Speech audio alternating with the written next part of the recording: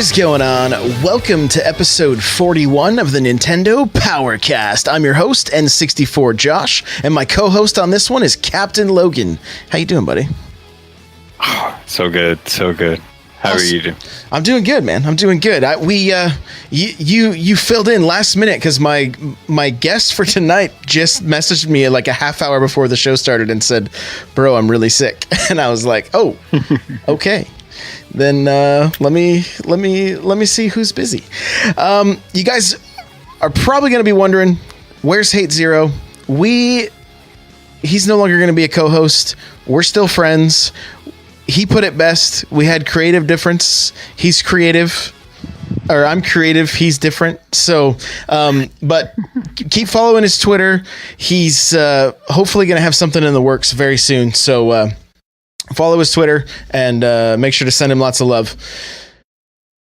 Before we get into this, a word from our sponsors, Audible. Go to audibletrial.com/NPC. You can get yourself a free audiobook from Audible. And, tons of good books to choose from. You got Super Mario, Console Wars, lots of good stuff. So you can get yourself a free book, audibletrial.com/NPC. Also, the chair I'm sitting in, it's from opseat.com. Extremely comfortable, extremely affordable gaming chair. If you use coupon code N64Josh, you can save yourself $10. So I recommend picking one of these things up. Again, that's opseat.com. Use coupon code N64Josh. We do this show live Tuesday nights, 8 p.m. Pacific Standard Time on twitch.tv/N64Josh. And if you're here with us live, thank you so much for hanging out. I appreciate you. And you can also catch the show on Podbean, iTunes, Google Play. You can also watch the episodes on YouTube. And of course, on the website, thelootcave.com/NPC41 is where you'll find this one. So we got a whole bunch of Nintendo stuff to talk about tonight. And so we're just going to jump right into this. What have you been playing this last week, man? I took part in the Splatfest. It was Team Vampires versus Team Werewolves, and I had to represent the clear only choice you could even possibly fathom: vampires. And we 3-0'd it. And you know what? Werewolves are just gonna have to stick to the forests, sniffing trees, and doing whatever wolf thingies do. And vampires are just going to have to keep rocking. Yes, so. We will definitely need to I just fixed the audio for the stream. My bad. But yeah, so I went vampires also. I only got to play I don't even know that I played any matches. I was trying to play. I did not realize when you play, when we do a Splatfest in the US, we can't play regular turf war with people from other parts of the world. So one of the guys in our chat in the Discord was like, "Hey, does anybody want to play Splatoon? I just got it." I was like, "Okay, sure." Well, we couldn't play together. It wouldn't work. So yeah, that was kind of a shocker. I was asking Kirby Geek, what's happening here? Why isn't this working? And so that was the case. Until Splatfest is over, you can only play in your region. So interesting thing there. The good news is it's only 2 days. So right. I mean, it is by region, but I mean, it's only 2 days of time that you're really not going to be able to do it. But it's the best time to play. That's when you're going to get the most opportunity to upgrade your gear and try out the shifty stations. Which, did you get a chance to try out shifty stations at all? No. It was it was cool, but it was kind of rage inducing. It was 2 points, and then in the middle of the actual battleground, they had a giant wall, and then on the two sides of that wall there were revolving doors. So you only had one way to go, and it was either the right side with a revolving door or the left side with a revolving door. So I went in with a bucket, and I just kept throwing buckets of ink at the doors and splatting everyone. People were throwing bombs over the walls.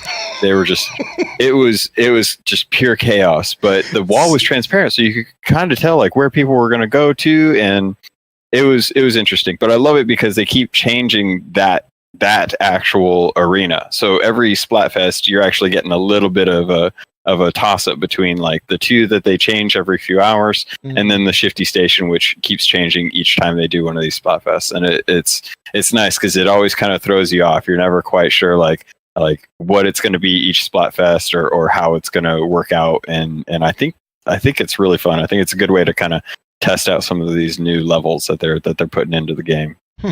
Interesting. Any other games you were able to play this weekend or this week?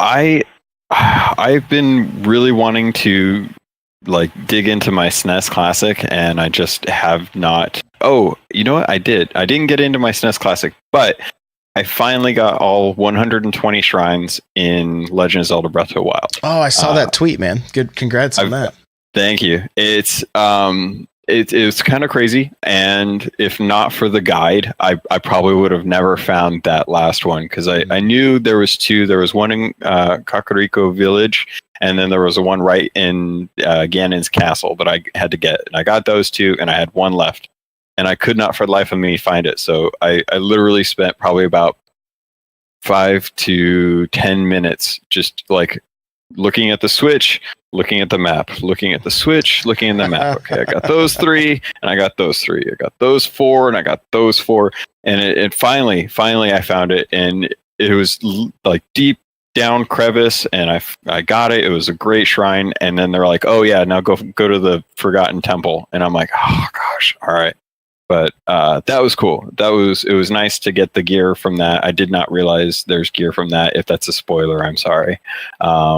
But you should go do it, because the DLC is coming by the end of this year, and that's exciting too. Oh yeah, for sure. Well, awesome, man. I played some Mario Sunshine last night on stream in preparation for Mario Odyssey. You know, just getting a little more 3D Mario in there. And it was a toss-up for me between 64 and Sunshine, but I went with Sunshine.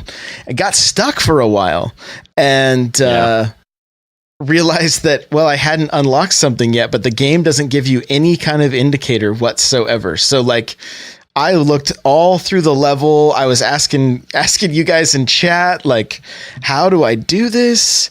And finally, I looked it up, and well, I was missing a Yoshi egg because it's not there. I haven't unlocked him yet. So I found that interesting, that I was like, why don't they lock you out of this? You know, kind of a little bit of strange design there, but still super fun game. Like I love Sunshine, and got to do some levels I had yet to do, because I think I'm close to where I got stuck because I was trying to 100% it and didn't finish it. And so I'm starting to see things I'd never seen before. And so that's cool. It's pretty cool.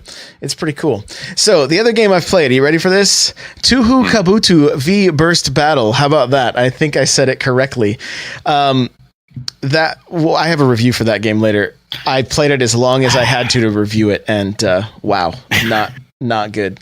I did get a little more time with Earth Atlantis, and so how is that? Because it looks like mind-boggling. I don't see the appeal to that. I like that they're going with a very kind of sepia-toned style, and it's very kind of steampunk, and I love steampunk, but it doesn't. I don't see like the narrative. What drives you to actually play that? After playing it for a while, I'm not sure. So. Yeah. Good answer. Yeah.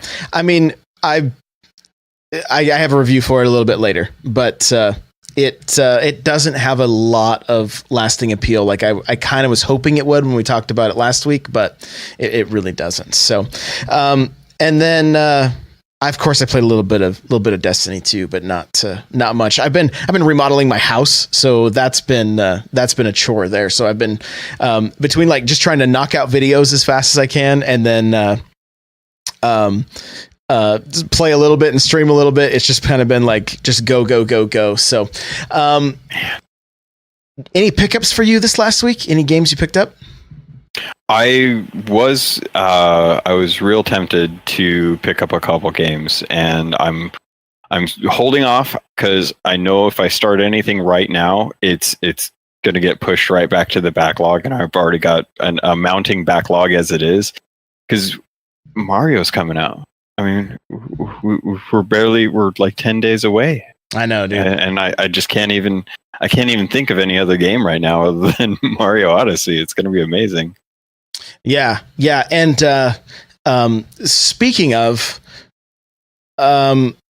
I want to make sure I don't forget this. I don't have it in the notes. I talked to the one of like the managers at my Best Buy, and basically the whole gold coin thing for pre-ordering with them is they're just getting sent a box, and they're going to hand them out with each person that purchases. So get there early. If you want to make sure you get your gold coin, if that's important to you. Because I guess those things are listed on their website for $20 each. At least that was something I saw in our Discord. And I was like, what? So if you want the gold coin from Best Buy, I would suggest getting there early. They may have more than enough, but and depending on where you live, the game is being released at 12 Eastern everywhere. So that means 9 p.m. Pacific Standard Time, so on and so forth. So, I'm excited. I get to take my daughter to a midnight launch. She's been wanting to go to a Nintendo one forever, so it's going to be fun, especially since it's Mario.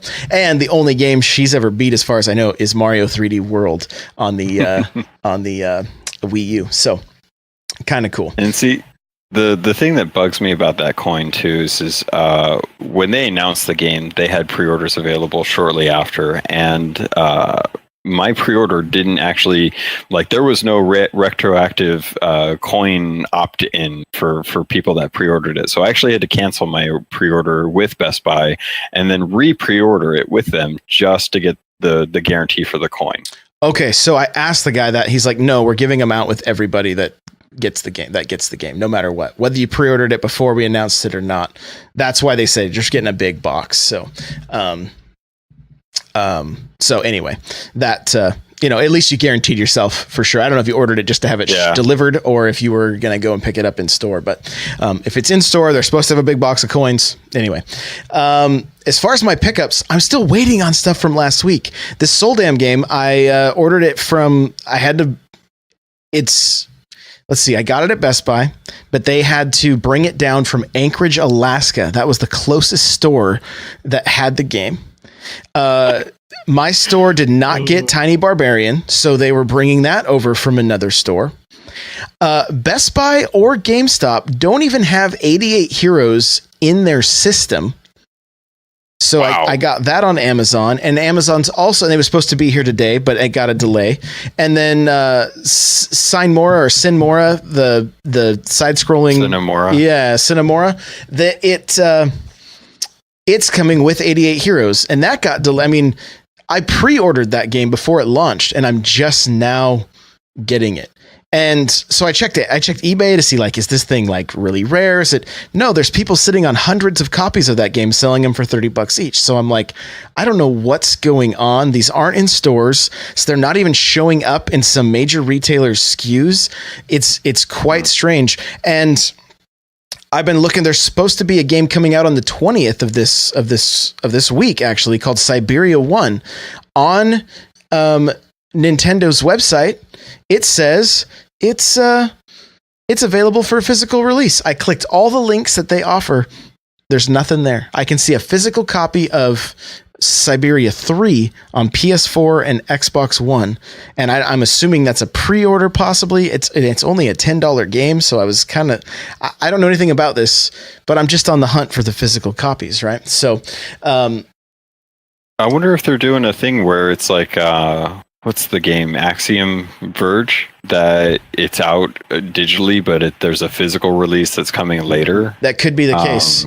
There's just zero info for it. Like, yeah, it seems, and that plus some of the indies that have been announced for the system have just dropped off completely. Like we still don't know where some of the games that they announced for spring went to. Like there's been no update for those either. So it's kind of weird with the indies right now. there's definitely a lot of hype going because we're just ready to play all these games on our Switch portably, but unless it's digital, there's not really much conversation about where the physical copies are going to be, let alone when they're going to come out, and what kind of stuff. I mean, I think Nicholas is the only indie developer I've seen that's been fairly good about it. Like I've seen Tiny Barbarian down in California. I've seen Cave Story Plus. Seen Isaac and Binding. They're really good about that, and they pack in the most that I've seen. But some of the other ones, I'm not seeing it around. Yeah, it's strange. It's strange. Even Nintendo's website, which I'm looking at right now to get into the weekly releases, it doesn't even have the games that like launched today. Right? It doesn't even show them. And so it's kind of weird. It's kind of weird that there's games coming out that aren't showing up on Nintendo's site, yet they're coming out on the Switch.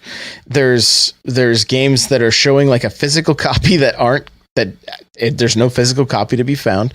It's just strange. But as far as the releases for this week, 10/18 we got Putty Pals, 10/19 we got Elliot Quest, 10/19 we got Galaxy Blaster Code Red. That's on the 3DS. The other two are on the Switch. Looks like a game called Judge on the Switch on 10/19. Party Golf is on 10/19. Revenant Saga is 10/19. Spelunker Party 10/19. Super Ping Pong Trick Shot looks like a beer pong game that's coming out on the Switch on 10/19, as well as the Count Lucaner, I think. I think that's how you say it. That's 10/19 as well. We got a Jack Party Pack 4 is 10/19, and then we got Fire Emblem Warriors coming out 10/20. It's coming out on the Switch and the 3DS. And then Siberia is announced, and it's also in the coming soon on the Switch's menu. So I'm fairly certain the game is going to be released digitally on that day, and then we may see a physical copy later. But who knows? So out of any of those, anything that you think you'll pick up? Well, now that you mentioned the Super Ping Pong Trick Shot, I'm kind of interested in that. Yeah. I want to see what's going on with that. $5, dude. Yeah, I mean, you can't go wrong with $5. That's easy. Just that's a coffee. I can play around with a weird game that's Trick Shot for a coffee. The Judge sounds interesting. I'm gonna look into this because I was looking at some of the graphics. It's isometric. It kind of looks like an XCOM, but it's what was the one, Mr. Shifty, that came out? Yeah. This kind of looks like a shoot 'em up in an isometric view, very, very similar to Mr. Shifty, with different quests, and they've got different systems and stuff. So kind of feels like Judge Dredd as a Mr. Shifty style viewed game. So I'm probably going to take a look at this and see what everyone else is saying, and see if it's worth it. But $15, that's easy. Can't imagine maybe 10-20 hours for gameplay or so. Yeah. So not too bad. We've got another bundle, a whole nother week worth of games from indie developers. There's more games in this week than there are actual days of the week. It seems strange that we're getting so many indie titles so quickly that even the good ones are eventually going to get buried on the eShop. It's kind of strange. Right. Well, and Hate in the chat is saying Nintendo is not good at marketing third-party or eShop games, period. And I mean, the eShop got an update this last week, which I was like, sweet. We talked about it, I think, last week, that they need to put, this is one of our talking points here, is that the eShop now has a games on sale section with one game on sale, but what it replaced was the all games. You can't look up all the games now. At least are you? No, you can double check me. But when I went into the eShop today to download the season pass for Rabbids, I was like, can I not look at all the games anymore? I see games on sale and coming soon and bestsellers. They had to have moved it. It's got to be somewhere. Well, and maybe it's at the bottom. You know what? I think that's how it has been. I think it's at the bottom of the list. You then click see all. I think that's how it is. So it's just never been on the side, which is like, why not? Why isn't see all right there? but that's tough. Okay, so recent releases, if you scroll down to the bottom of the 30 games that they have for recent releases, there is a view all there where it'll actually pull you to a separate view where you can actually search for a keyword. You can actually filter it by date. You can filter it by price. Looks like you can do genre as well too, which that'll actually help out. So if you're looking for a Neo Geo game, you're in luck because now you can filter by genre. Yeah. They need to. The minimalist design is great, but it's time to be updated. It's got to get. It's got to get an indie section. It's got to get a retail section or whatever. It's got to be separated out. And it's got to get a little, like, spice it up a little bit. Spice it up a little bit. At least get some music in there. Yeah, we could do some music. For sure. So let's get into our talking points here in our news. Basically, Nintendo, and this is a little bit old news, but they filed a patent for the Game Boy. And a while back, they filed a patent for the N64 controller. And this has people thinking that we might possibly see the classic versions of these games. Is this something that people want? And I go into this in detail on my YouTube channel as well, so you can check out the video. But would you buy a Game Boy Classic? And okay, maybe even better question. You'd probably buy it because you're a Nintendo fan. Do you think you would play it that much?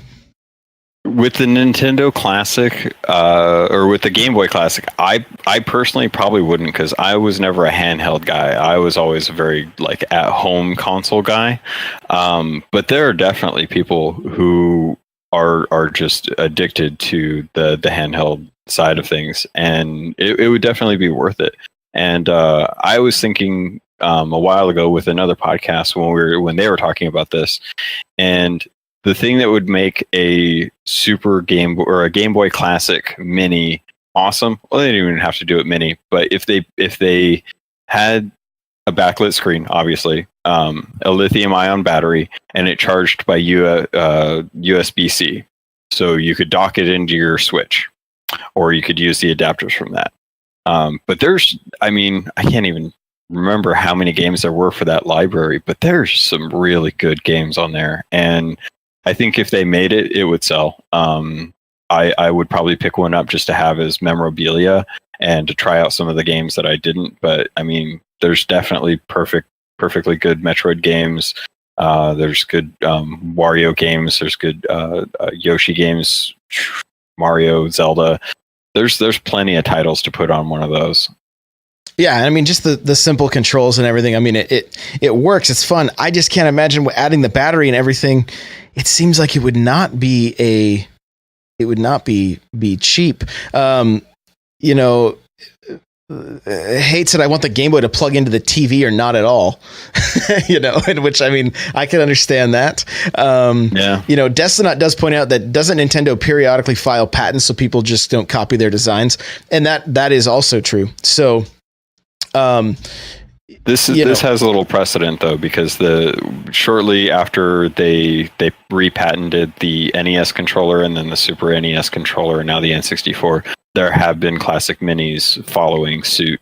So the Game Boy is a little bit more of a stretch because they would have to add a screen, they would have to add a battery. It would be a little more costly to actually make one. But I would probably say that I would see an N64 Classic before a Game Boy Classic. Yeah, I could see that as well. The funny thing is the controller will be as big or bigger than the system on the N64 Classic. The thing that I think I would like to see, rather than another piece of plastic with a battery and all that, is give us a Game Boy Classic pack that maybe kicks off the Virtual Console that has 20 first-party games or something that I can already have it on my Switch. I can play it on TV. It is backlit. The best way to play Game Boy games is on the 3DS right now because the screen is nice and bright. It's a big screen. It just works. So would you want like the menu system that the Super Nintendo has right now too? Because I'm loving the save state and the rewind feature. It's great for RPGs that are just too hard to really have time to bother with. But I still do it anyway. But I mean, would you want like a little packet for Game Boy games that had like a full system emulation within it, or just the games?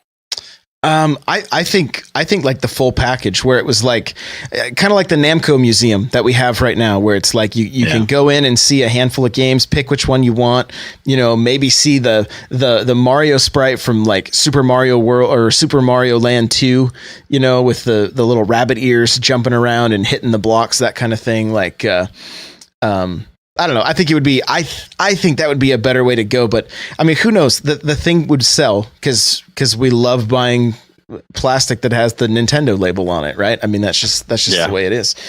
Except for the SD cards, I refuse to buy the Switch SD cards. There you go. So, well, we're gonna get into what games we would like to see in our retro section, but. Moving along in our news and talking points, Mario plus Rabbids gets DLC. I was hoping to get to play it to find out about the co-op. Maybe somebody in chat knows. I haven't seen anybody post anything yet. Does it give you online co-op? Does anybody know? Or is it just couch co-op? Because I know Destinot said that's a make or break for him if it has online co-op, which I think would be great.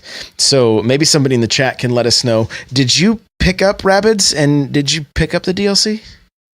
So I managed to steal from Best Buy Mario plus Rabbids for $13. Nice, good. And I've actually, so I'm not an XCOM guy, but I actually love that game. That game has turned me on to that turn-based tactical style of games now, and like South Park. Something just came out, and I'm probably going to end up picking that up because it's the same style of fighting game. But I'm interested in the DLC. I don't know if I want to get it right now, but if it has online co-op and I can play with people from Nintendo Powercast and we can do levels together, that's instant for me. I would gladly do that, and along with like Mario Kart and Splatoon and stuff. But if it's just couch co-op, I mean, my cat is only going to be so good, and right. I can't really trust her to heal, but she'll do it if I yell at her enough. Right. Yeah. Cats are super good at the Switch. So yeah, I'll find out more as I play next week and see if it offers on online. But they didn't come right out and say it, so my guess is no.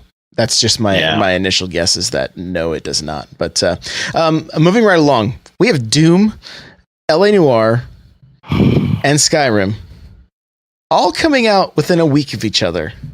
Rip our wallets. I tweeted at Doom when that announcement went out, and I was like, "You guys are killing me. This is my Skyrim time. This is the time that I have dedicated to playing Skyrim for the first time ever, and you just ruined it." I think it's funny that you think you're going to be done with Odyssey by the time Skyrim comes out. That's what I think's funny. No, it's a good problem. But yeah, I mean, this is the first time in a while. Somebody pointed this out, I think, in our Discord that like, or maybe it was on Reddit. I can't remember, but that two third parties are going head to head on a Nintendo console. Yeah, like on the same day.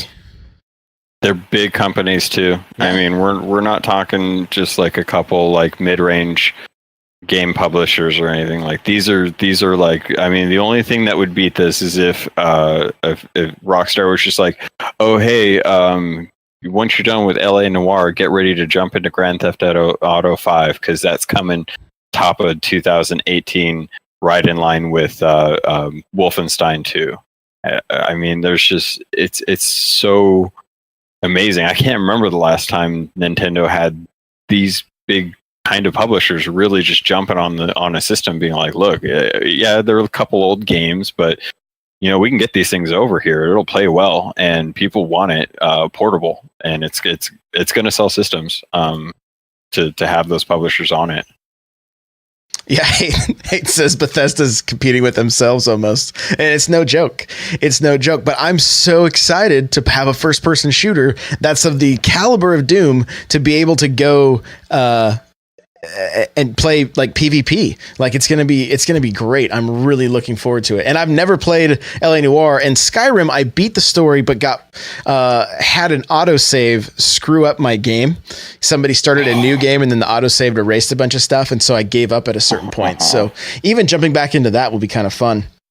Yeah. But are we gonna have any time? Because Mario Odyssey is reviews are already coming in. Edge gave it a 10 out of 10, same as they gave Zelda. Famitsu gave it a 39 out of 40. And Nintendo could have two of the highest rated games like on Metacritic in 1 year. Like, I don't know what year Metacritic came out, but is it like 1992 again? Like what is happening right now? This is insanity. Yeah. It's a good problem to have. And my only concern is we're getting a Mario game and we're getting a Zelda game within the first year of launch, and they're going to hold us out until the middle of next year. Because I mean, it's 7 months in, and I just finished getting all the shrines in Zelda. It's something that I pick up when I get that itch to kind of run around and hit stuff with a stick. And Mario is going to be the same thing. Next time I feel like I want to get into a retro game, or next time I want to do a triple jump, I'm going to pick up Mario, and I'll probably play a lot of it at first, and then I'll play intermittently throughout the next 6 months. But it's going to be hard. I wonder if they're really just trying to lock down the need for them to sell tons and tons of systems this holiday, and if maybe they could have waited on Mario. Dude, they are, in my opinion, they are laying the hammer down on Xbox and PlayStation, because their main exclusives this year are both racing games, Forza 7 and Gran Turismo. And Gran Turismo's got like a 75 on Metacritic. It's not even doing well. And so, that well. And so like Nintendo's like entered the ring with like ready to draw blood, basically. And it is such a change from the Wii U. It's totally different. It is completely different, where we used to just sit and wonder if there was going to be a game coming out at all. Now we're what are we going to do? Our wallets can't even handle it. So I come from a little bit different of a situation, because I actually skipped the Wii and the Wii U because I didn't want to move to play games. So for me, this is like a second renaissance, because I left off with the GameCube and left games like Pikmin, Animal Crossing, Smash, Star Wars, Zelda, Twilight Princess, like I left it at a high point from my perspective. And to come back to this it's I feel like this is going to sound weird, but I feel like I'm in my early 20s again, and it feels good, and I'm digging it. Yeah, it is quite the change of having the Nintendo that was like, basically felt like it really was for kids, even though guys our age and gals our age were still picking up, the games, to like, we're getting mature titles. Like LA Noire is no joke. Doom is no joke, right? Even Skyrim is, I mean, it's got some blood and gore in it. And, yeah, it's crazy right now. And in Mario Odyssey, they're saying that in the Edge review, it said that there are as many power moons as there were Korok seeds in The Legend of Zelda Breath of the Wild. Yeah. Which is like, what, 900? Yeah, 900 Korok seeds. And I know the last time someone had confirmed it with a Nintendo rep, they had said 600 for sure. And a lot of people that have actually gotten a chance to go play it, I've hunted down the demo from different stores. I still can't find one to play it, but they're saying that a lot of them are just, super easy to pick up. You go talk to a person, they're like, oh, here's a moon. I just happen to have this in my back pocket, but if you're looking for it. And then there's other ones where you actually kind of have to do some platforming to get. So I feel like it's going to be the same situation with the Korok seeds, where we're going to have ones that take a little while to figure out how to get them. And then once we know how to get them, then we'll be getting them all over the place. And then there's other ones that are just going to be real easy. Like you pick up a rock and you accidentally trip over a Korok. And I think that's going to be kind of how the moons are as well, too. So it shouldn't be hard to get through the actual game itself for needing like certain number of moons. But to 100% this game, I think it's going to be a while. I would like to see the speedrunners get their teeth on this. Yeah, that's what Kirby Geek just said too. 600 moon, 100% speed run should be fun. And I mean, look, the thing is that it may be, I have a feeling it may be similar to what you did with your shrines, finishing up your shrines in Zelda this week, where it's like, I can't find this last moon, like it's a little bit tough to find out where they all are. And that's going to be great. We're going to be exploring all of these places as Mario and just doing some crazy stuff. And I can't wait to stream this thing, man. I cannot wait to stream and just, and we saw some like K-Cross 202 said, I hope there's some classic boss fight. I think we've already seen like there's, I don't know if anyone's taken a look at that map that's been on some of the promotional stuff. There is 100% a mushroom-shaped island next to the dolphin one. I think we're going to get to go to Mushroom Kingdom and actually have some fun there, too. That'd be cool. That would be cool. That would be great. That would be great. So anyway, I'm like way hyped for Mario. I cannot wait. We also have, let's see, as far as news goes. Oh, you threw in the notes here the what is it called? The Super Knit? Oh yeah, Super NT or Super Knit. This looks awesome. If you guys haven't gotten a chance, there's a maker coming out that's analog. They're making a mini version of the Super Nintendo. It's just a power button, reset button, a couple Super NES or Super NES ports, and the actual cartridge. So it's region free. It's HDMI, 1080p, lag free. It's hardware emulation. It's not software emulation like you'll get with like a Retron or something. So you feasibly, when this thing comes out next year in February, it's going to be $190 in the US. So it's kind of pricey, all things considered, for just a Super Nintendo system. But the fact that it's going to be hardware emulation is a huge thing, because not everyone is going to have Super Nintendos last forever. And the fact that they can replicate the actual hardware for this, and they're doing different colors too. That's the cool thing. They're doing black models, they're doing gray models, they're doing white models. They've got a clear plastic one with cool. see-through for the actual system too, not just the controller. So I mean, they're doing some interesting things. It's available for pre-order right now. It's coming out February. So if you have the cartridges and you want to play it on actual hardware, but you don't want to have to worry about keeping a CRT around for it, especially if you want to stream, but you don't want to deal with the emulation issues that some of the Super Nintendo classic games are having right now. If you want to quote unquote hack it, this may be a really good option for you. Yeah, I mean, I'm all about playing those actual carts, So yeah. We also got WWE 2018. It's quite the debacle with the old memory card, huh? 32 gigs has to go on to the memory card. Yeah, it's it's disappointing that we're getting to this point now. I want to understand from a developer's perspective why they're doing this, because it seems like kind of a cheap thing to do. Like, you're putting the cost of the memory card on the consumer at this point, which is kind of it's kind of a bummer. I mean, you look at Mario. Mario's already touting 5 gigs for the entire game. WWE, you have to actually buy a memory card just to be able to have the game save. Mm-hmm. It's a shot, it hurts. You don't want to have to deal with that. And a lot of good deals are going out for SD cards right now, which is nice, but it's inevitability, but it's within the first year. It's kind of a shame, especially if you're a big wrestling fan, which I have a couple friends that really are, and they would love to play this, and they're looking at their 64 gigabyte memory card, and they're thinking, well, half of this is supposedly supposed to go for that plus Doom. It's where does it end?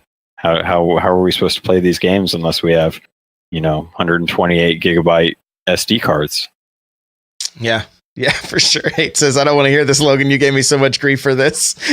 I know. I understand. I mean, I was looking at a Battlefront 2 bundle for the PS4 Pro, and it has a 1 terabyte hard drive.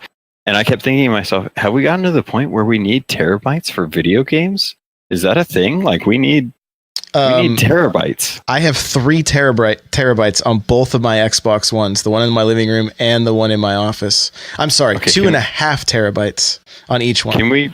Can we officially start calling them terabytes? Terabytes. I kind of like that. I like terabytes. We can call them terabytes. Okay. Terabytes. I don't know. Maybe we'll make a little game called Terabyte. I'm not sure, but but yeah, and they're both at like 90%. Because you have to download every single game to the hard drive, even the games you buy physically.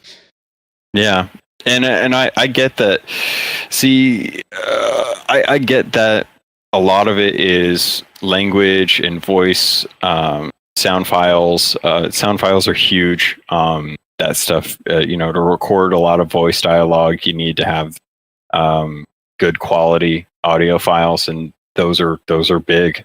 So I get it, but it's tough when you're looking at a portable system with home consoles. It's inevitable. You kind of have to at this point. And unless we get better compression on audio, it's going to be tough. A lot of it, like Destinot was saying, is also on the developer. How much development time do they have? If they hadn't promised WWE to come out at the same time as the other consoles, could they have baked it for a little bit longer? Could they have gotten that size down? It's hard to know. But I'm okay with getting an SD card. I'm not okay with developers being lazy, which is what it feels like. Granted, I'm not a developer, so I can't really say like how that works, or all the inside out, or the ins and outs of that. But it's something that depending on the game, I would gladly do it for. If Mario required a memory card, I'd buy a memory card. I'd buy 3 memory cards, and I would just hold 2 next to the cartridge and be like, I got you something extra. And dude, it would be like switching out the discs, like back in the day on GameCube. Like, please insert disc 2, right? Yeah. Please insert memory card 2. Yeah. How many blocks does it take to get your save file for Resident Evil 4? I can't remember, but I remember playing it. Right. I have the biggest one, dude. The biggest GameCube memory card right here. Ready for this? 1,019 blocks are in this memory card right here. So I remember that. Unfortunately, it's corrupted. So sad day. Sad day. Yeah, Super Nintendo says he has a 14 terabyte on his Xbox, and it's at 81%. Send help.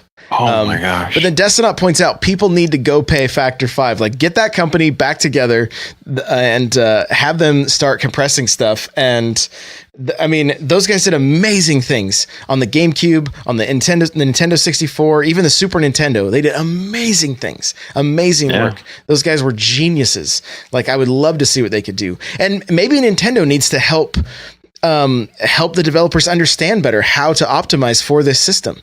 Maybe that always happens too. I mean, that the as the system gets older, developers learn the ins and outs of it, and they develop better for it. So it may hurt now, but it may not hurt later. Right. Yeah. So let's get into happy news. The last 2 weeks in a row, Nintendo has tweeted out Animal Crossing pictures. One of KK Slider saying that he's always punctual, and it says hashtag Nintendo Power, hashtag Animal Crossing. And then last week was Cap'n, hashtag Nintendo Power, hashtag Animal Crossing. So in my mind, this means one or two things, maybe three things. One, they just want to make sure we remember Animal Crossing. How would we forget Nintendo? We wouldn't. Two, they're finally going to start giving us info on the mobile app. Or three, which is what we all want the most, is that Animal Crossing is going to get announced very soon for the Nintendo Switch. And I'm so ready. I would be excited for that. I live in some of my best memories in college were just sitting around playing Animal Crossing all day and just collecting fruit and hitting the chicken that I hated in my village with a net till she left.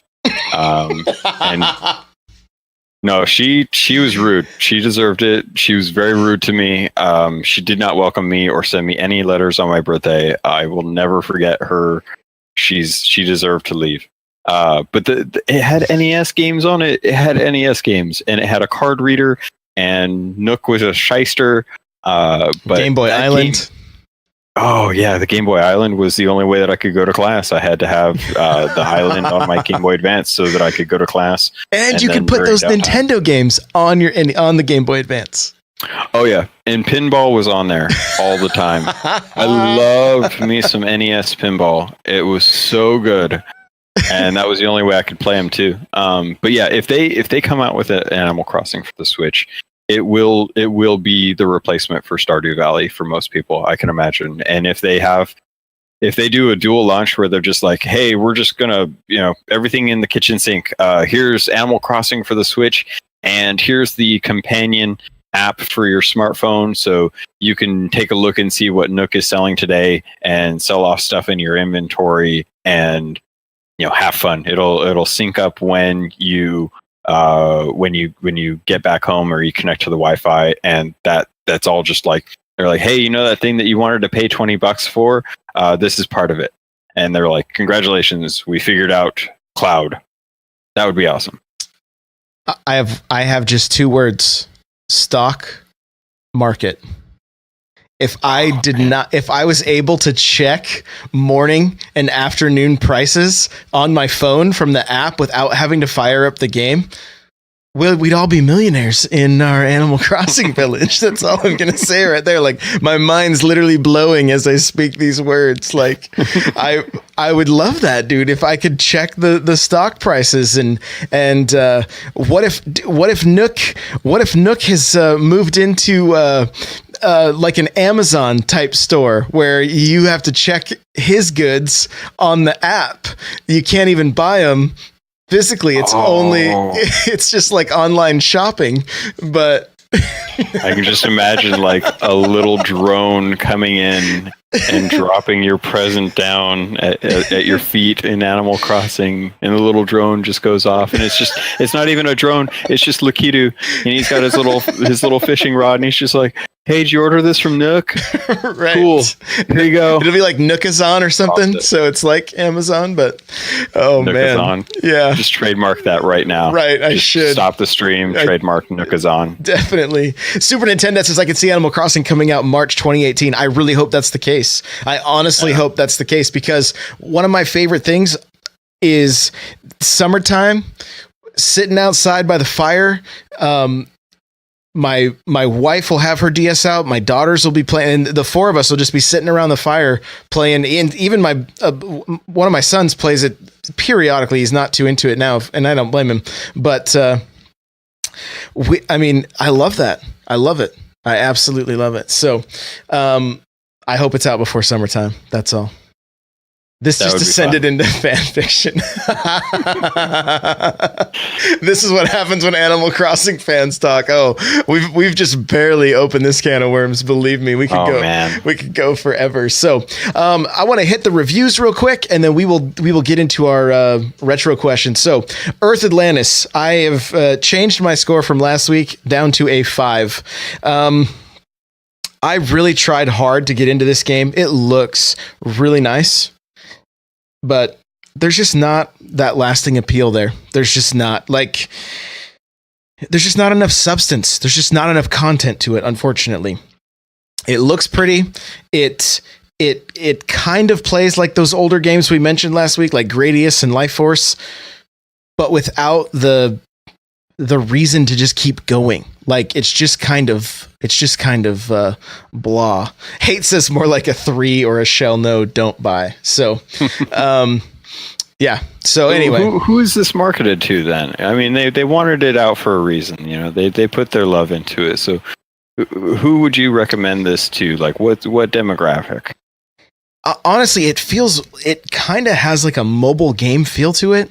So if you really like, for some reason, playing games on your phone, I don't know. I just know it's not for me.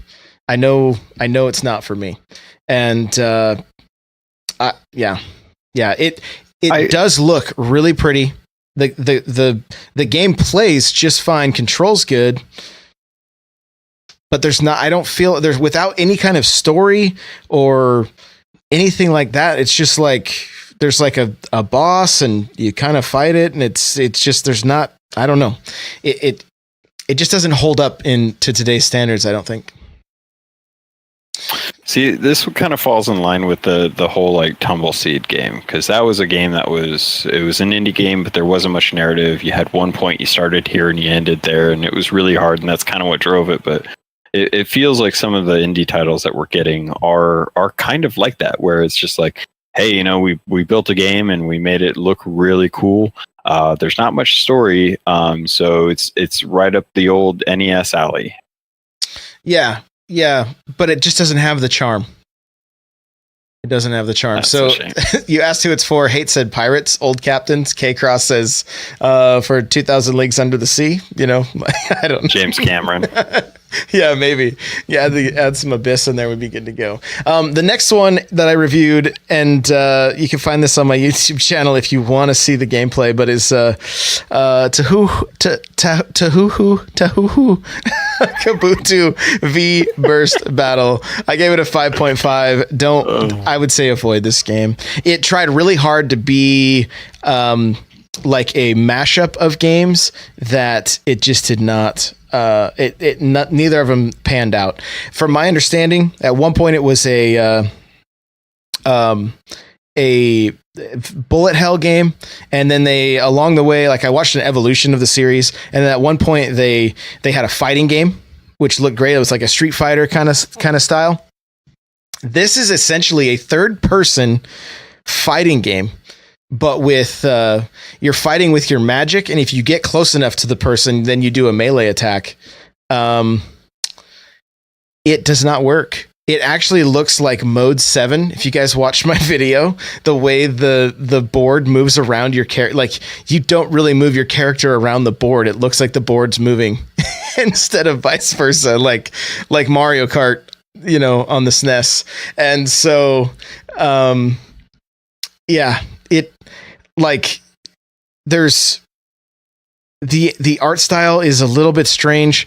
The music is not very good. There's not a lot of redeeming qualities about this game. That's third person. Do you know what Mode 7 is? Yes. But what I'm saying is that it literally feels like Mode 7. Like it does not have the fluidity of a modern third person game. So I would say avoid it. Unless you're a huge fan of that series and you want to,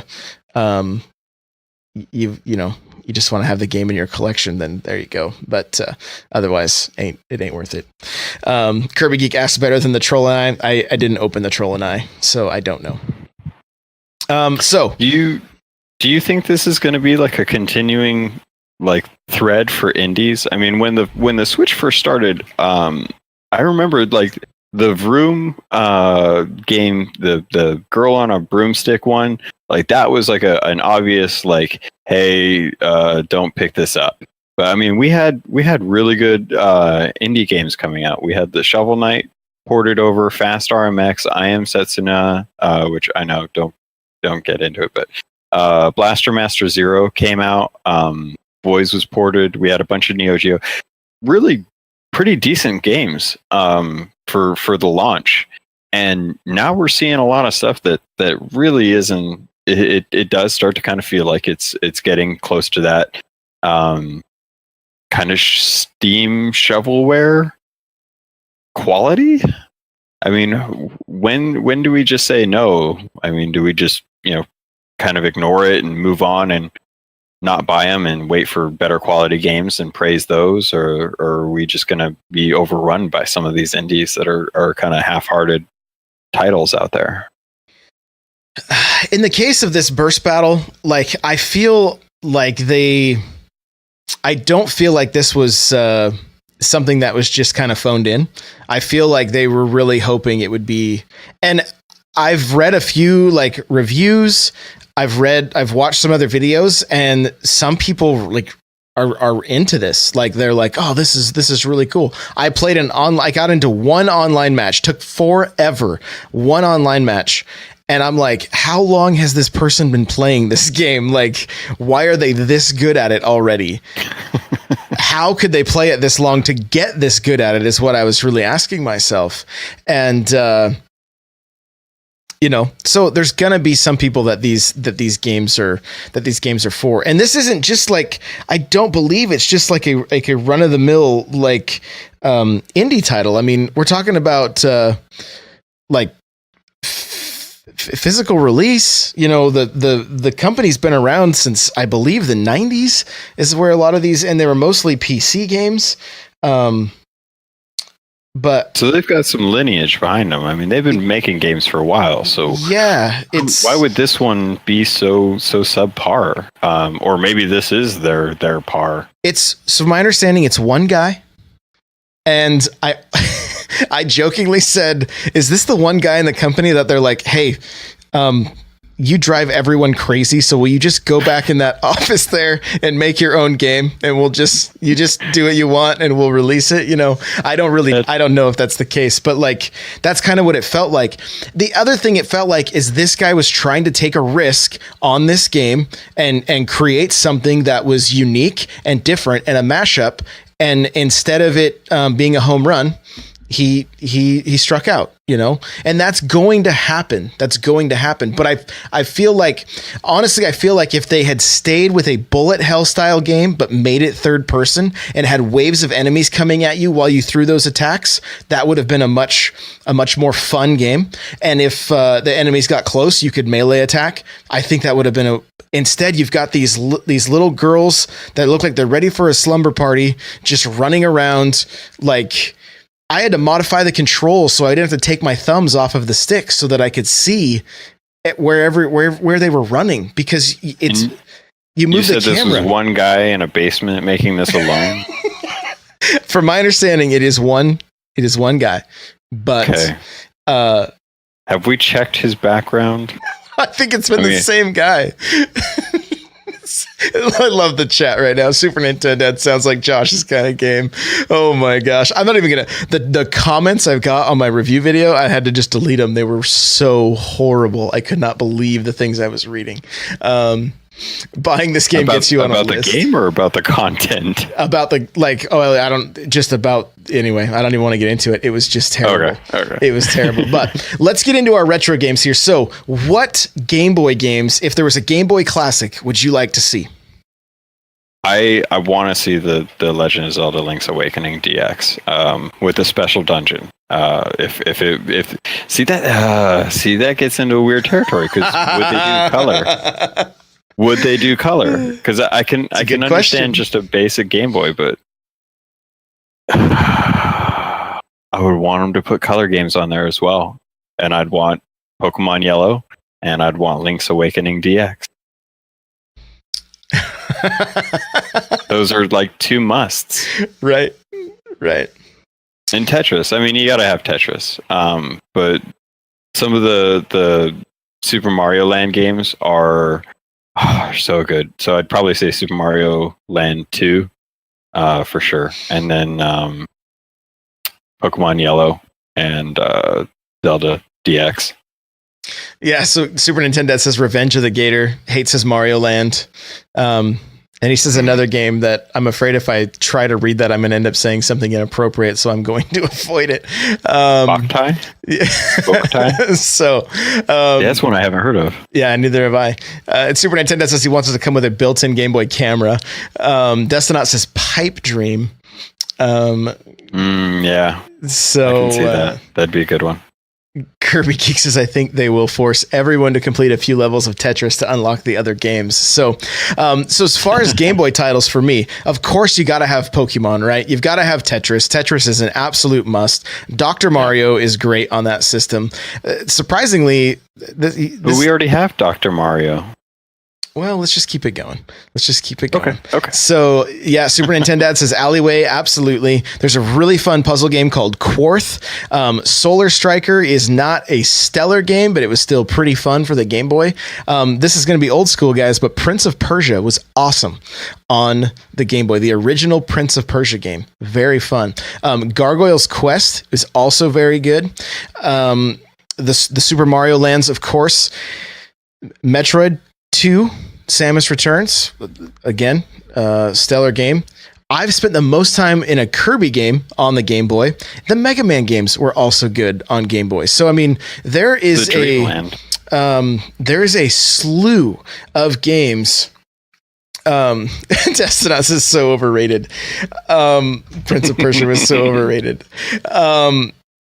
There's just so many games on that system that obviously licensing would become an issue if you got into games like Ninja Turtles. There's super funny games that how does this even work? Killer Instinct, Mortal Kombat, there's 2 buttons and a D-pad. What are we doing here? But I mean, we were trying. F1 is Super Nintendo says. So there's a lot. And if you do watch my video on this, I show some of the pictures from back in the day, when they were selling accessory kits, and there's this kid with a bowl cut and he's got games coming out of his mouth and he's trying to hold everything.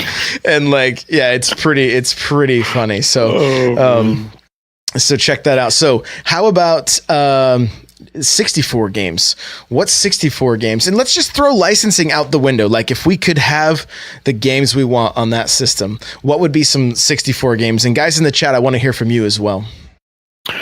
Well, you have to start off with Super Mario 64. That's a must. Ocarina of Time, Majora's Mask, GoldenEye, Mario Kart, Conker's Bad Fur Day. What else would I like? Star Fox 64. I definitely want to try Paper Mario because I never got that going. The Wave Race 64. There was the Star Wars. Was it Rogue Squadron before Rogue Leader? Yep. Definitely want that. It's bad, but I actually kind of want Turok on there. 2. Because I'm good with either. I think 1 played better. I think it had a better frame rate than 2, but some of the weapons in 2 were more entertaining when shooting giant dinosaurs or each other, because there was multiplayer. Or each other. That's Cerebral true. Bore. Yeah. I mean, come on. Yeah, I kind of miss some of the old wrestling games that were on there too. Absolutely, like WCW versus NWO Revenge. Oh yes. God, that was a fun game. Yeah. That was a good game with 4 players. Smash. Can't forget Smash. But yeah, it's a big list. There's plenty out there for them to pull from. But I don't know. If there are any ones that I missed that you have to have on there? Diddy Kong Racing would be awesome because that was a ton of fun. Super Nintendo saying WWF No Mercy.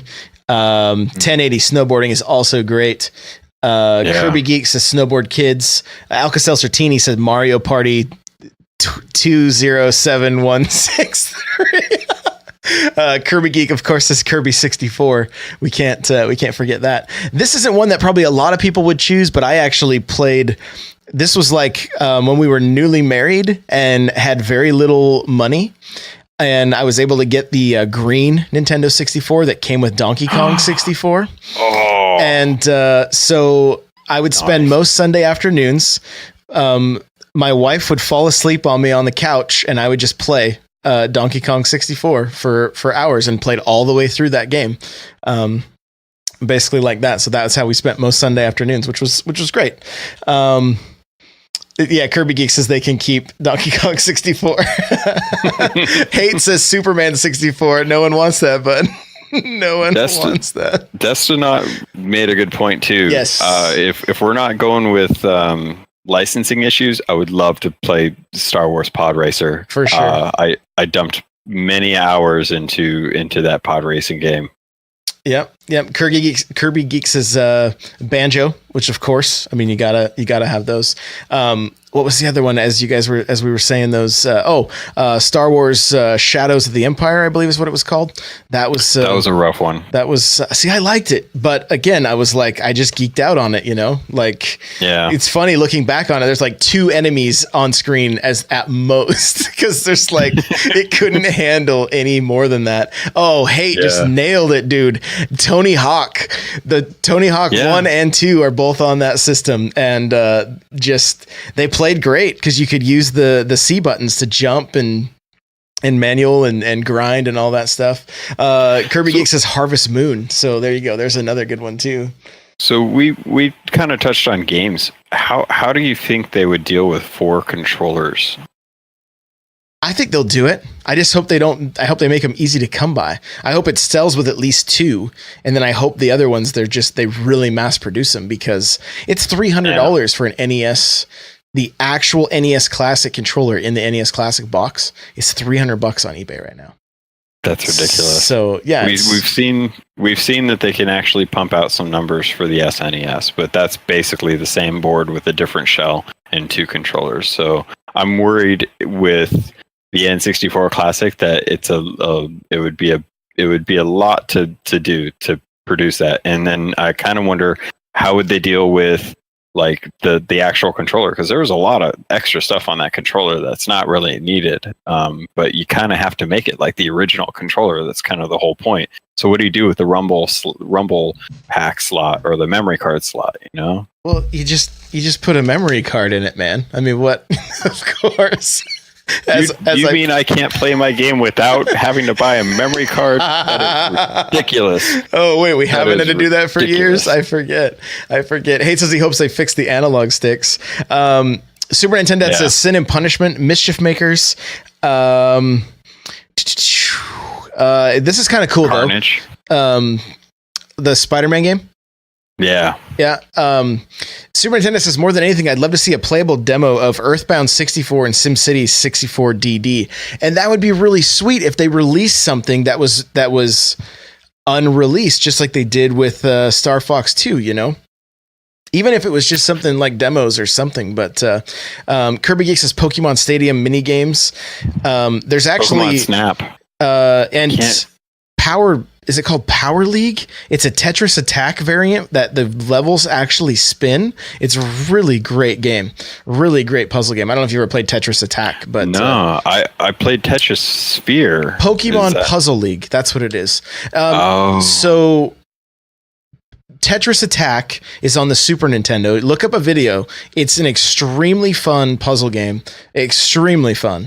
And, yeah, highly recommend that one. So, man, there's really a ton of games. We didn't even mention like Killer Instinct Gold, the Mortal Kombats that are on there. Man. And Killer Instinct was on the actual packaging. Like that was one of the things that they're like, hey, if you want good games, N64's got Killer Instinct, it's got Star Wars, it's got Mario, it's got Pilot Wings. It's got Mario Kart. Let's just keep going. Let's just keep on going. Yeah. So, but even like, isn't like Ogre Battle 64?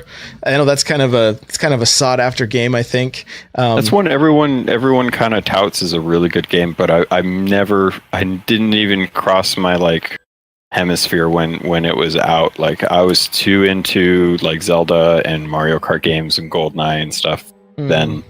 I played Ogre Battle on the Super Nintendo, so that's where I was, which made me now just think the same person I would play that with. We played Romance of the Three Kingdoms. I don't know if you remember that on Super Nintendo, but yes, I did hear about that one. So actually. Interesting, but all right. Well, hey, this has been fun. I know you've been doing a little more streaming here and there. Where can people find you?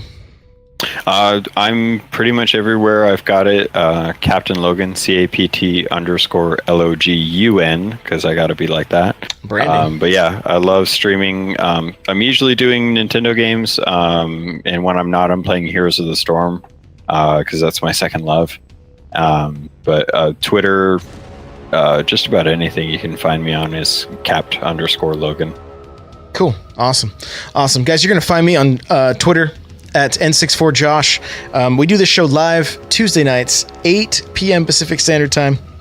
That's twitch.tv/N64Josh. You're going to find me everywhere else. YouTube, Facebook, Snapchat, Instagram. It's all N64Josh. Like I said, I've been putting out a lot of Nintendo videos. If you want to go check some of those out, I'd really appreciate it. Let me know what you think. I've been putting a lot of work into them, so it's been fun, very rewarding. So yeah, check those out. Remember, you can get a free book from Audible by going to audibletrial.com/NPC and pick out a book of your choice. They got some great video game books. They've got great fantasy, sci-fi, that kind of stuff. That's audibletrial.com/NPC. Also, the seat I'm in from OP Seat. It's a great gaming chair. It's very affordable, very comfortable. Go to opseat.com, use coupon code N64Josh. Also, guys, if you could take a second and leave us a review on iTunes, I would really appreciate that. It will just help get more eyes and ears on the show, which would be awesome. And you can check out this show live, like we said. You can check out the past broadcasts on YouTube. You can also listen on Podbean, Google Play, and let's see, iTunes, Podbean, Google Play. Yeah, there we go. So that's all the places. Thank you so much. If you're here with us live, Alka-Seltzer-Tini, Hate Zero, Kirby Geek, Destinot, K-Cross, Super Nintendad. If I missed anybody, I'm sorry, but thank you for lurking. I really appreciate it. And Logan, thanks for the short notice, man. As my other guest got sick last minute, unfortunately. So I appreciate it, dude. We will see you guys next week.